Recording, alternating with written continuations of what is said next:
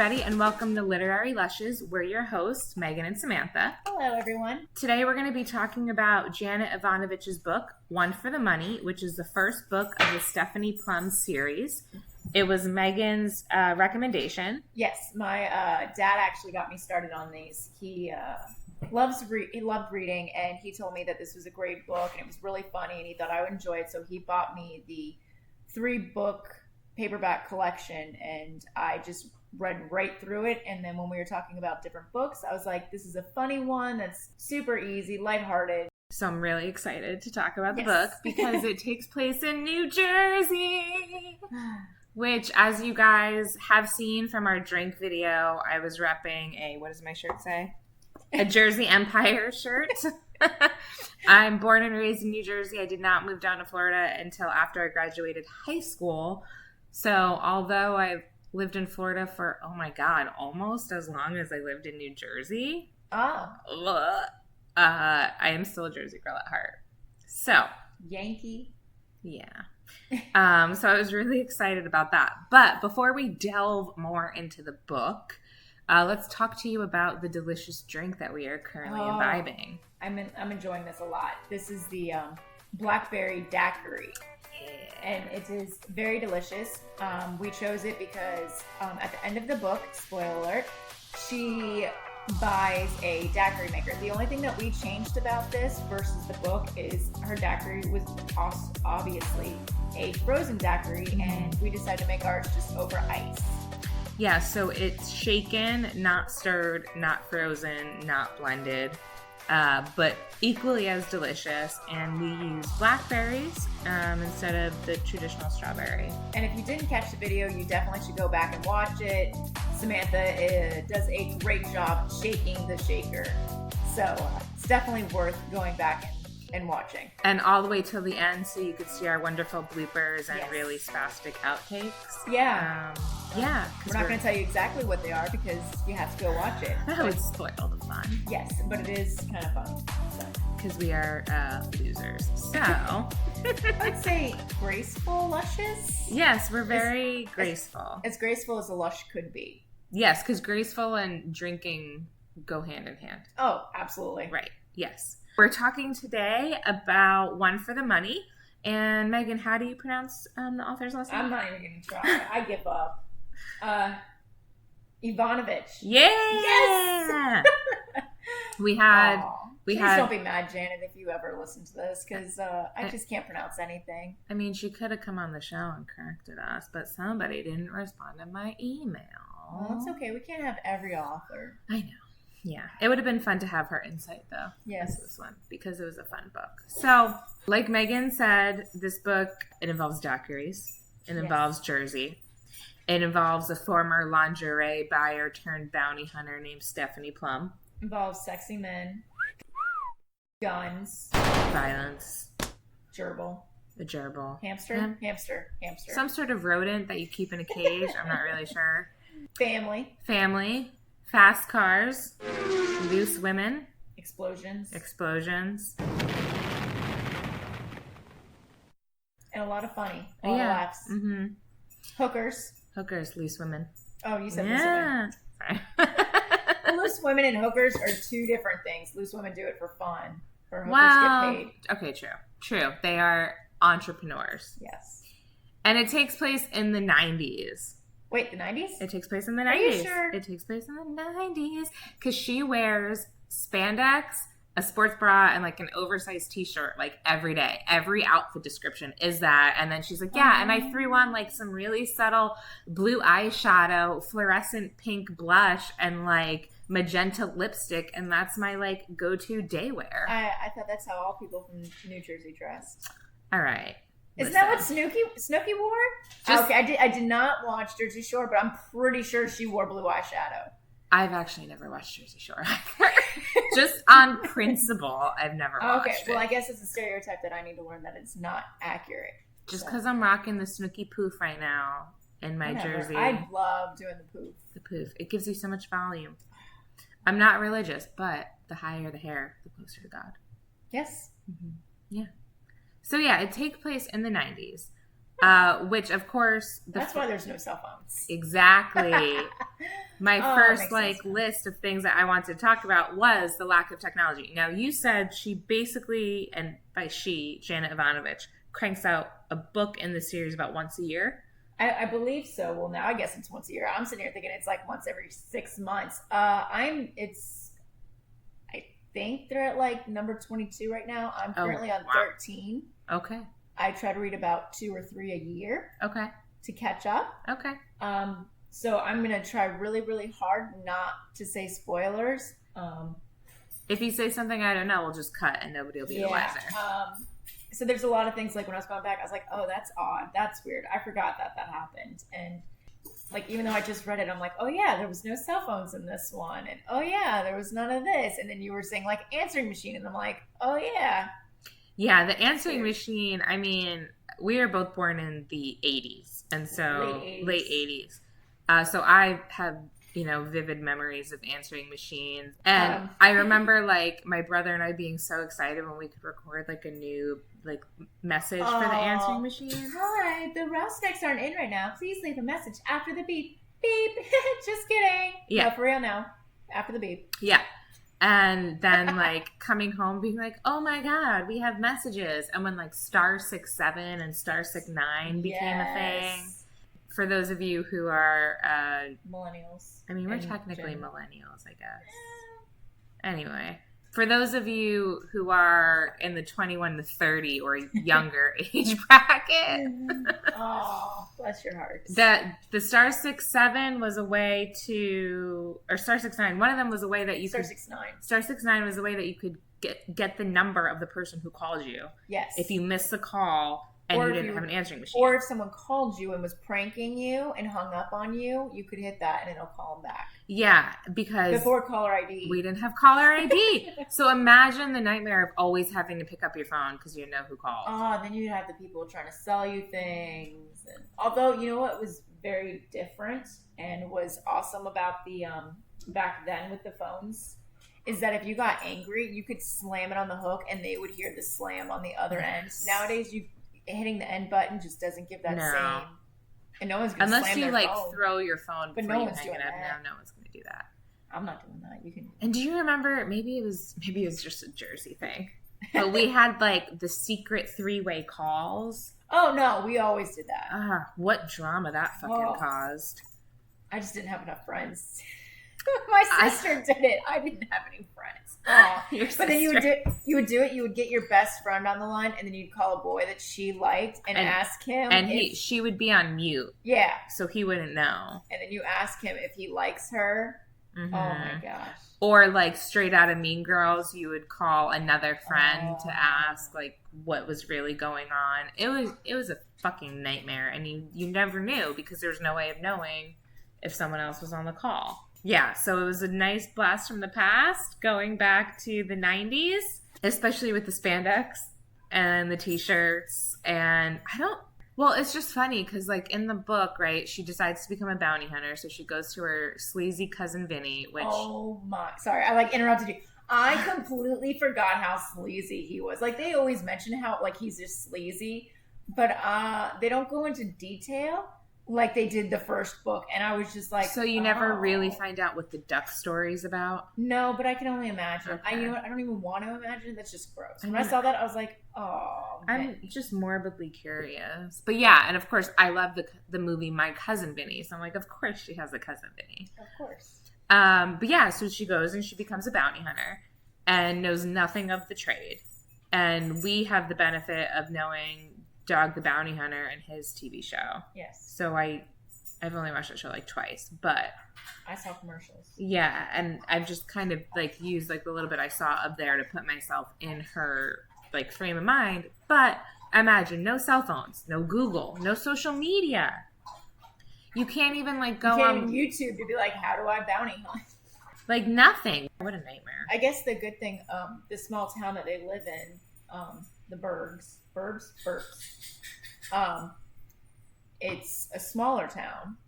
Everybody knows each other. And clearly word travels fast. I mean, Stephanie does something, and the next thing she knows, she goes to have dinner with her mom, and the phone's ringing, and her mom's like, oh my God, what's going on? I heard from so-and-so who heard from so-and-so that all this crazy stuff just happened. So, I mean, there's ways to... I mean, that's true. I grew up in a town like that. I don't know if you had that experience growing up.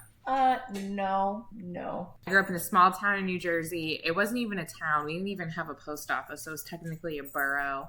My graduating class had like 150 kids in it. Yeah, small. What? That is so small. I think mine was like 900 or 1,000. Yeah, no. Well, now I get how news, like, I couldn't imagine growing up like that. Now it just goes fast because of Facebook. Now it's social media. Yeah. Yeah, so I feel like, I mean, without any spoilers, because I haven't read any of the other books, but I feel like with the advent of technology, Stephanie probably has an easier time in the later books. Nope. No? I'm just going to, no. No? Okay. No. All right, fair. No. I don't think I even got to the point where, like, social media is a thing yet on the phones. Because you always see those like stories, right, where like somebody does a crime and then they post it on social media, and then you see it like the police are like found you or whatever. Yeah. It's like so I would imagine that there's bounty hunters. I mean, if any of our listeners are bounty hunters, please let us know. We'd love to hear if you have any weird experiences. Yes, and I could totally see me being like completely broke. And then someone's like, oh, $10,000 to go catch somebody. I could see me being like, okay. All right. Although, because I'm not from New Jersey, and I actually did, I think it was one of the first things Connie said to her. She's like, it's like, driving on the turnpike. What's another person shooting at you? I'm like, what? That's insane. So it was one issue I had with the book is I hold Jersey near and dear to my heart. I'm from there, and I feel like it gets a bad rap a lot of times. Yes, you land in Newark, which is not a great area. It's not a pretty area of New Jersey, but New Jersey is beautiful, and there's a lot to do. There's a lot of beautiful nature, and yeah, the people can sometimes be buttholes, but that's part of our charm. So that was one issue I had with the book, and I don't know if the author, Janet Evanovich, is from New Jersey. We should have researched it. That. It didn't... Well, I read like her bio on the back of the book, and it didn't seem like she was from New Jersey. And I was like, okay, but from someone not from Jersey, I found it very humorous. I mean, it is very funny, right? That's like if we read a book about Floridians who are, riding alligators and who are Florida. Oh, the Florida man. The Florida man. We could do a whole podcast. Yeah. Do you know how many comedians make fun of Florida? Just like, you know how bad it is if you end up in Florida, and I'm like. I went from New Jersey to Florida, so from the armpit to the dick of the state. So I don't really have a great track record. But yeah, that was one issue I had with the book. I did like the humor. Sometimes I thought, sometimes I legitimately laughed out loud, and sometimes I was like, oh, that seemed like kind of like forced humor, like she was trying to make it funny when it wasn't like an organic funny. It was one of the first books I read where I would be laughing out loud. And I think that's what got me on it. Because I was like, oh, I haven't laughed out loud like that with the books that I had been reading at the time. I'm trying to remember when I first read the book. It must have been 8 years ago. I did laugh. Okay. I laughed out loud with the interactions with her family. Oh, the grandma is my favorite. Love her. The mom just was really... funny to me because growing up in New Jersey, I'm half Jewish, I'm like part Italian, and it was just like, oh man, I know so many women who are like her mom. Right. Where they're like, oh, you just need a husband. And come over for dinner, you're late, what are you doing with your life? You need to find a man. I loved it. I was like, aw, so glad I didn't live like that growing up, because that would have drove me nuts. Someone was being like, oh, well, you just need a man, or you just need this, or, here, let me, like, blindside you, come over for dinner, and here's a surprise date. And thankfully, my mom never did that to me, where she invited me to dinner and then had Joe Schmo from down the street come over as a surprise guest. I probably would have walked out. Especially if you were starving because you didn't have any food in your refrigerator, and you're just like, I just came over for pot roast, Mom. I didn't come here to be like bombarded by this dude who I'm definitely not interested in. So speaking of no food, can we talk about Stephanie's gross refrigerator for a second? That's disgusting. I think, okay, you ate your hamster food, sure, like whatever, but like what bothered me the most is she opens up her fridge and there's like a pretty vivid description of how it's empty except for like beer, hamster / durable food. The jury's still out on what kind of rodent that was. I'm pretty sure it's a hamster. Maybe. His name's Rex. Yes, like my dog. Anyway, and then like some like moldy food. And what bothered me the most was that she left the moldy food in her fridge.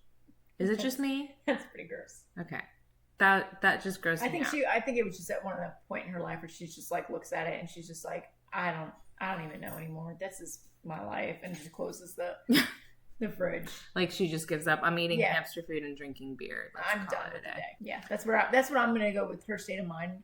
The character's state of mind was just like, I'm done with it. I'm just done. Let's talk about the opposite though, right? So she becomes a bounty hunter, and then she really comes into her own in the first book throughout the plot, where she starts out being afraid of her gun and getting like the heavy duty pepper spray to shooting some guy like in the face, I think like 7 times at the end of the book. Yeah, because she's like self-defense and all that stuff. I'm not going to spoil it, but she's definitely still not that comfortable with her gun. Okay. So there's definitely a lot of future gun issues. Not as much as Grandma, but there's definitely some things. Grandma and the turkey. Oh my God, that was hysterical. Could you imagine having like a nice family dinner and then your mom invites like some nice boy over to try to hook you up, and then your grandma takes your gun out of your purse and shoots the dinner turkey into smithereens right in front of everybody? Oh, and your mom getting all mad. What are you doing with it? And then it's your fault because Grandma got her hands on the gun. Oh yeah. No. So I just picture Grandma Yetta from The Nanny. Yes. Yeah. Right. When I first read it many, many moons ago, I imagined Sophia from Golden Girls. Mm-hmm. But when you said the grandma from The Nanny, I was like, oh my God, she even wears the blue eyeshadow. And oh my God, she would be perfect. So as far as casting, who else would you have casted? Like in your mind, who are you picturing? Because well, and I feel like it's just something we inherently do. At least I do, is when I'm like reading a book, I draw on people I know, either personally in my own life or celebrities or other characters in other books. And I'm like, this person in this book reminds me of this other person. And that's kind of how I put myself in the literary world. So yes, for Stephanie Plum, One for the Money, my visual representation of the grandma was Grandma Yetta from The Nanny. Yes, that's a great. And okay, so who else? Who did you have in mind for Joe? Anybody in particular? I don't think I had anyone really in mind for Joe. I think I might have used a couple of people that I went to school with, which I'm not going to say on air. You can't get me to say it. Plus, I wouldn't know who they are anyway. No. Yeah. But in case anybody from high school listens to this, I'm like, yeah, no, you're not going to hear who I thought. Anyways, but for Ranger, I imagined The Rock. The Rock. Yeah. At first, I was kind of imagining Vin Diesel, I think, in the first book. But then in the later series, I started imagining The Rock. So I think that's who I picked for Ranger. I think the reason why I picked Vin Diesel originally because he calls Stephanie Babe. And I know I've heard Vin Diesel say Babe. So for me, Ranger was more of somebody who's been in the industry for a while. He's kind of weathered. He doesn't play by the book. So for me, I pictured him as Danny Trejo. And you're laughing because it fits perfectly. No? I'm laughing. It would if you just stuck with the first book. Well, I only read the first book. I know, that's why. But I'm like laughing and I'm like, oh. Okay, let me just ask you this. Could you imagine wanting to have sex with that man? Like, no. Him just calling, like looking at you and all of a sudden you're like panties drop. No. But it's not Ranger. But in the first book, yes, it makes sense. She doesn't know how he feels about him. He's kind of creepy. She doesn't like to call him for help because she doesn't want to admit that she doesn't know what she's doing. I feel like the first book was a little like when I was even going back, I was like, oh, that's a little different tone for a lot of the characters. Okay. But that's why it was weird for me to go back after being on 13 because I was like, oh, that's odd and that's weird. Yeah, but that's funny when you said that. I was like, oh my God. And I didn't really have somebody specific in mind for Stephanie or Benito Ramirez or the agent. I didn't really have people in mind. I kind of just it was like an amalgamation of other people. It was like, drawing influences from different things. And when I read a book, I like to put myself in the main character's perspective if I can. It was hard for me for Stephanie. I mean, like, there were some things that I could relate to, but I kept imagining Stephanie Plum as Grace from Will and Grace, just with brown Deborah hair. Messing? Yeah, because she has the crazy curly hair that sometimes you can't manage, and she's not spazzy, but it's got that craziness. Like, but when she gets angry, and she will, like, she has those crazy eyes. Like, I'm going to throw my shoe at your face with the like heel she's pointing gonna, in your eye. She'll wreck your day real quick. But then I can also see her like crying, like just sitting there, like having her back up against the wall, sliding down the back, and then just like putting her head down and just crying, like, why is my life like that's. Why am I eating hamster food? Yes. Why am I getting shot? Why am I, So that's who I imagined as Stephanie. I could see it. I pictured Stephanie, some of the like inspirations that crossed my mind when I was reading the book was Jenny Slate. She was in Parks and Rec. She played John Ralphio's sister. Okay. And that kind of just like over the top craziness. Yes. Or Marissa Tomei, who is an amazing actress. Yes. She played Mona Lisa Vito in My Cousin Yes. Vinny. So yes, I could see that. That would be. I'm kind of picturing that. Or like we were talking before we started recording, if you're going to have Grandma Yetta play Grandma, who better to play Stephanie Plum? The nanny Fran Drescher. Yes. Or Fran when Fine. She was, it just everything. Her hair was exactly perfect. The accent. The body build according to the description. Yeah. Just, it was, that would have been awesome. Our fans are going to be like, that's all Megan says is, Yeah. Okay. So some of the favorite scenes. We already talked about the turkey dinner. Yes. How about that shower scene where Joe... That was pretty funny and hot. Yeah, like Joe breaks into the apartment, somehow swiftly handcuffs her to her own shower. Which is awesome. And hot. Ransacks her apartment, but then, like, because he's a gentleman at heart, I suppose, leaves her the phone so she can call someone. Yeah. And she calls Ranger. Yeah. Awkward.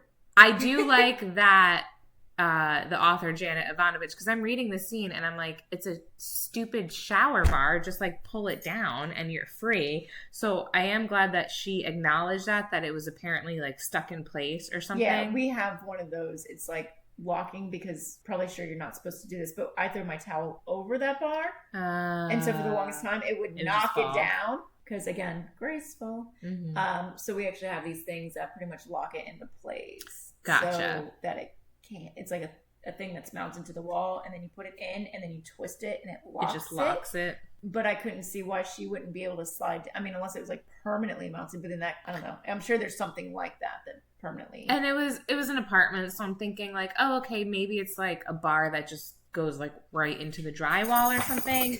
But regardless, I was just glad that she acknowledged that because that was my immediate thought. And it's like, why don't you just pull it down, you weirdo? Yeah, and that's one of my pet peeves. I don't know about you, is if you're like reading or watching something and the character gets in this like predicament that only that character can get into, and you as the audience sitting in the comfort of your own home are like, this is stupid, here's an easy exit strategy. Yeah. And it's not acknowledged. Like, I appreciate it when the author acknowledges, like, here's this possibility, it's not going to work because of this, so I'm just shit out of luck. Yeah. So I appreciated that. But yeah, I would have died if that were me. I would have been so embarrassed. Oh, so embarrassed. And again, going back and rereading that scene, I was imagining someone much sexier for Ranger. And so it was like, not only do you have Morelli coming in, but then you have Ranger, and it's just like, oh my God, I'm done. And then it's going to get back to her mom. And like, how violated would you feel knowing that like some guy could easily just break into your apartment and handcuff you in your shower while you're in your shower, and you don't even have a second to do anything about it, and your job is to like bounty hunt. You know what I mean? Like, again, trying not to do spoilers, but her apartment is just never secure, ever. I mean, yeah. I mean, just in the first book, they make that clear. Yeah. People climbing up the fire escape to the window. Oh God. And be like, now's a great time to get a Doberman. I also really liked the dumpster scene. Oh. Where Morelli grabs the keys. Yeah, and throws them in the dumpster and she climbs in and it's like a very detailed. Oh, and she steps in things and like so many things. Stuff. Oh, I think I would have been like, nope. I would call the locksmith and be like, I just need new keys. Yeah. Or I would have gone to the store and just like put on like. Oh, like a hazmat. Yeah. Like just wrap myself in like duct tape and trash bags and been like, all right, let's do this. I would have been like, nope, not happening. Nope. Because I would have been sick the entire time. It's like you have to like disassociate yourself, right? Like I'm not really here. I'm not in this dumpster with my hand in God knows what fluid. Yeah, no. That was gross. Were there any other scenes that you really liked? Those were like my top 3 probably. Those were really good ones. I'm trying to think. And again, try not to mix any up. I mean, her interactions with Lula. Yes. Were good. They were good. They get better. Mm-hmm. I think, you know what I liked? I liked in the beginning where she goes to meet with Vinny and Connie's there and she's like, oh, I totally think you could do this. And she's like, oh, is it hard? And she's like, well, you know.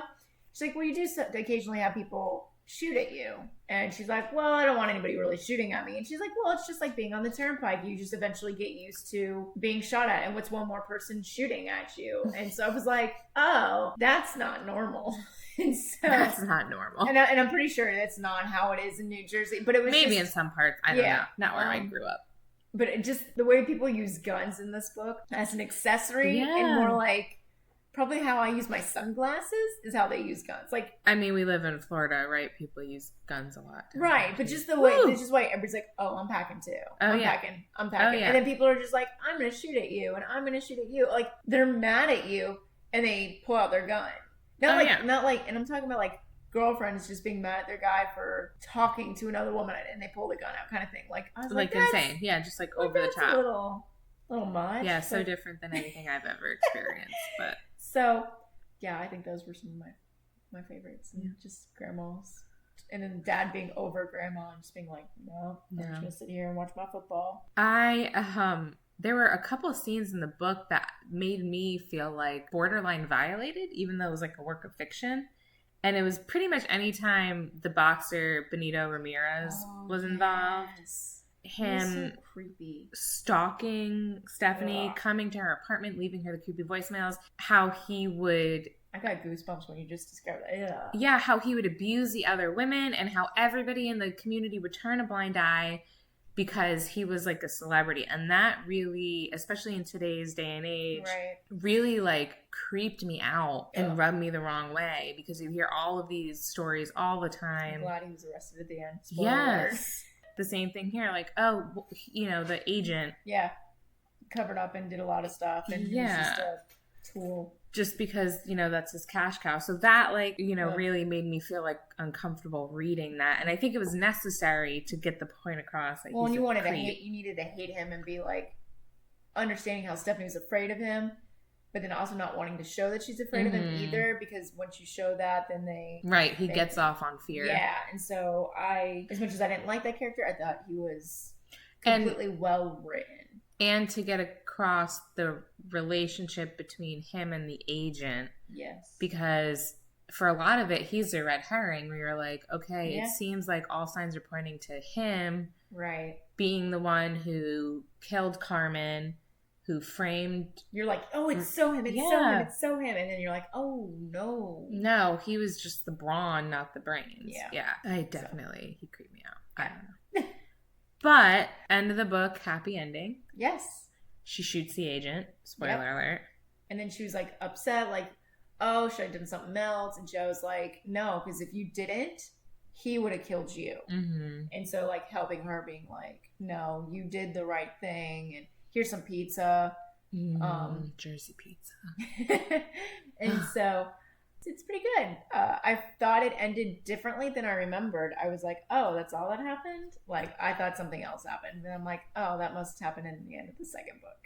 But anyways, it's something to look forward to. And I have a feeling that her and Morelli have a tumultuous relationship throughout the series. You're giving me the eyebrow. Yeah, I have to remember that my facial expressions do not record on audio. There were a couple times you were saying things and I'm over here nodding my head and I'm like, oh wait, I have to say, yes, I did give you the eye. There ends up being like love triangle and a whole bunch of other stuff. And with her and Danny Trejo and... I'm not saying. No, that's Lula's. How do we say her name? Lula? Yeah, that's her man, Ranger. She loves her some Ranger. She's all about Ranger. She's like, ooh, I'll let him. Ranger danger. Yes. But I'm not going to tell you who no spoilers. I'm not going to tell you who the triangle is, but it does get interesting. It gets more heated. Ooh. Passion. It's a lot more passion in the later ones. This one was really light on that. It had a little bit of, like, it definitely has a lot of teasing, and you keep, like, reading, and you're like, oh, is this going to, it didn't happen. And then, a tease. And then sometimes it does happen, and you're like, oh, and you get excited, and then you're like torn on who you want her to be. Oh, because you start shipping the different characters. Oh, you're just like, but I want this one, and you're like, but. The first book was a really quick read. I got it from the library. I read it in like 2 days. It's usually the novel that I use as a palate cleanser. In between other books? In between other books. Like if I read a book and it was really heavy, or it was a book I didn't really care for, I'll pick up a Stephanie Plum novel just because I already know what I'm really expecting from it, but without being, it's not predictable like a Nicholas Sparks book. Right. It has some mystery, but it still has the characters that you know and love kind of thing. Like it's your light, sitcom, you're not gonna cry. Right. And I read through it so quickly. Yeah. It's a really nice, that's a weird way to describe it, but it's a palate cleanser for me. It's a palate cleanser. There you go. What's that? Well, with that, let's move on to our conscious corner. And today's topic is going with the 90s over the top fashion. We're going to be talking about wasteful makeup. Yes. Because Megan found some eye-opening facts about how eye-opening facts, pun intended and not intended, about the shelf life of your makeup, which basically mine is trash, all of it. I don't. Okay, you know what I will say? My mascara is definitely 3 years old. I can't even tell you the last time I bought new mascara. I don't use it that often. Yeah. And then, so my brushes, I don't sanitize them. I don't buy new one. I know people listen to this and be like, oh my God, y'all are so gross. How do you guys not have like an eye infection? We don't, okay? But I was talking to someone and someone's like, yeah, you know, you're supposed to like replace your mascara every 3 months. I was like, holy crap. I like have it every... So, I don't even use a tube of mascara like every 3 years. No. So, I wanted to get the official time that your makeup is supposed to be thrown out. So, exactly when you should throw away your makeup. So, products like foundation, primer, blush, and eyeshadow can last up for 2 years. So I think I'm okay in that because my foundation actually goes faster than anything else. Right, because you put it on your whole face. Followed easily behind blush and eyeshadow. Do you use blush? I do very lightly, and then I use like a pinkish for my cheeks, and then I use like a brown for the the shadowing for my cheeks. Contour. I do, but I do it very faintly. I just put on some like bronzer and call it a day. Well, funny thing is, I can do makeup better on photos in Photoshop than I can do with makeup in real life. See, and I can do special effects makeup real good. It's so funny how we're like, yeah, we can do this, but like, glamour makeup. Every day going out makeup. No, it's a little more of a challenge. So those are for 2 years. Your lipstick is typically good for 1 year after you've opened it. Ooh. So I'm pretty sure some of my Halloween lipstick needs to go.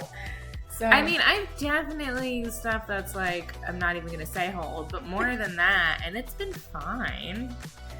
I mean, we've just gotten really lucky about not having some stuff. So then your eye makeup, like mascara and liquid eyeliner, this is not the pencil eyeliner, this is liquid eyeliner, should be replaced ready for this?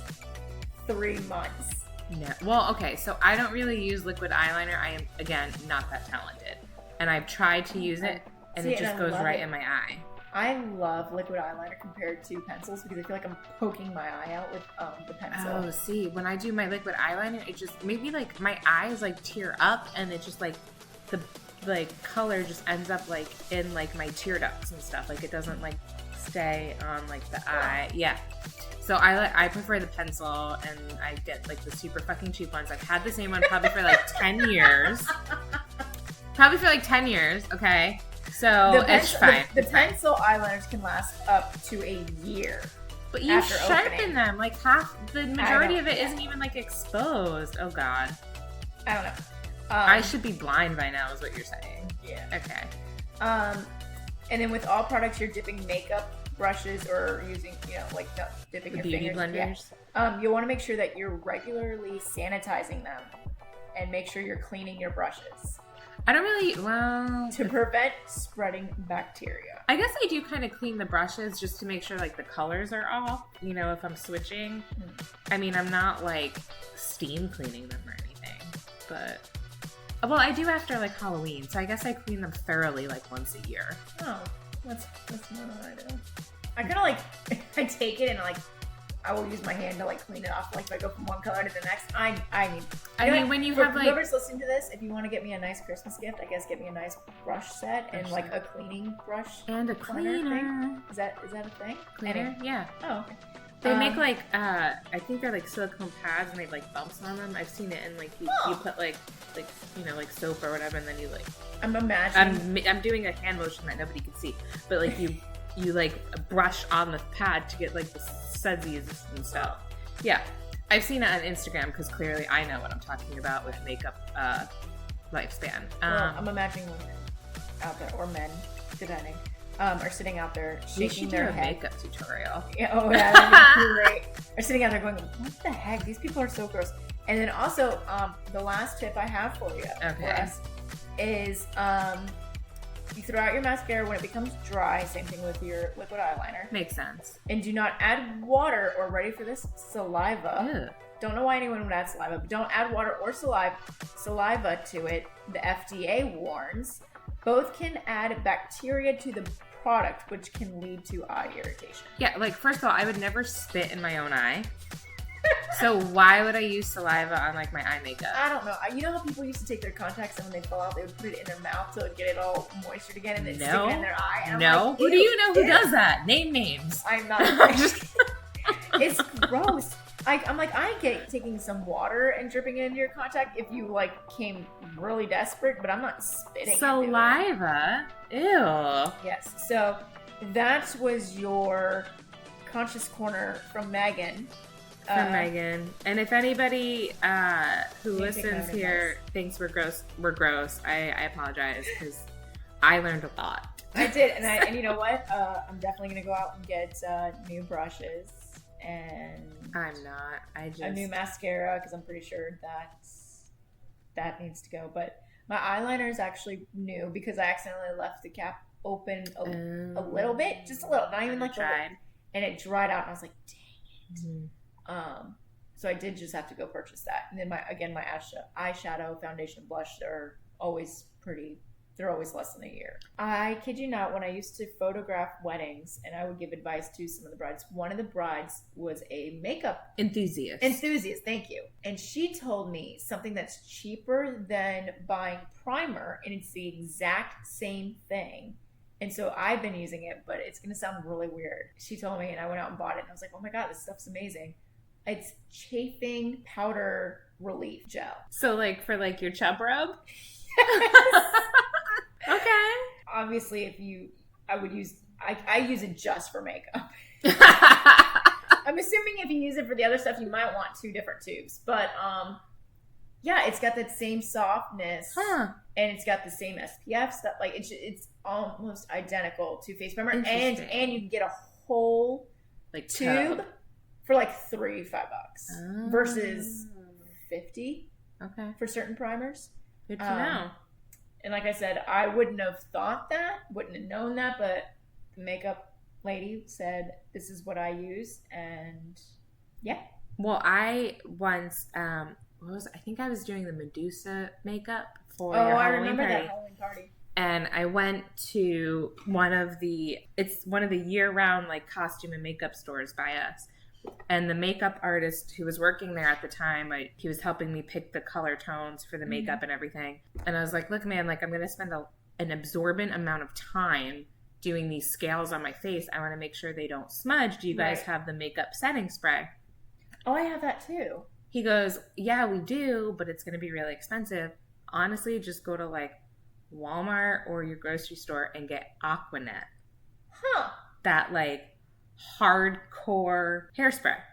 Really? And so that's what I use when I have like a full face of like special effects makeup. I just like spray the Aquanet. It's like $3 for a giant can. That's good to know. And then if you style your hair, you just keep going on the back. And then, yeah, my face is like never broken out. I've never had a rash or anything from it. That's good to know. Yeah, Aquanet. Yeah, because like when I go out to outdoor events and stuff, makeup's just like, even with the primer, with the primer on, it'll usually last a little bit longer. But then when the sweats come, like it's hard. So then I would do the spray on my face. And so that's good tip. Thank you. You're welcome. So with that, yes. All that grossness that we've shared with you. If anybody out there is a makeup enthusiast and wants to tell us how to do makeup, please do. Yes. I want to know how to contour. Anyway, our next book is going to be We Are Legion, We Are Bob. The We Are Bob is in parentheses. It's by Dennis E. Taylor. It was recommended to us by one of our listeners and my brother. So thank you, Zach, for supporting us. Thanks, Zach. We appreciate it. And I'm pretty excited for this book. So this book is the guy Bob. He wakes up to find out that his consciousness has been downloaded into like the computer system of a spaceship, and so basically he is the AI of the spaceship. And it's a series called the Bobiverse series, I think is what they call it.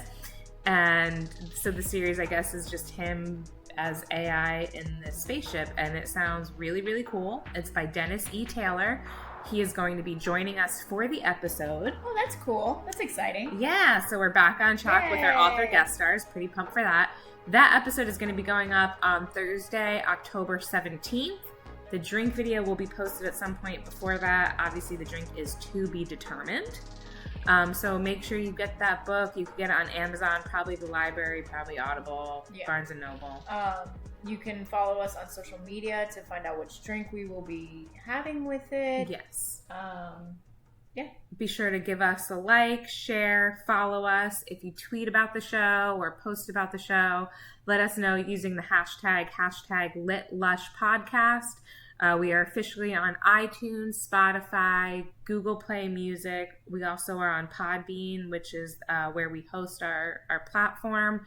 Facebook, Instagram, Twitter, all of the fun things. You could also send us an email. Our email information, I think, is on all of our social media. Yes, and don't be shy. Shoot us a message, comment on our stuff. We'd love to hear from you, what you think. We're also on YouTube.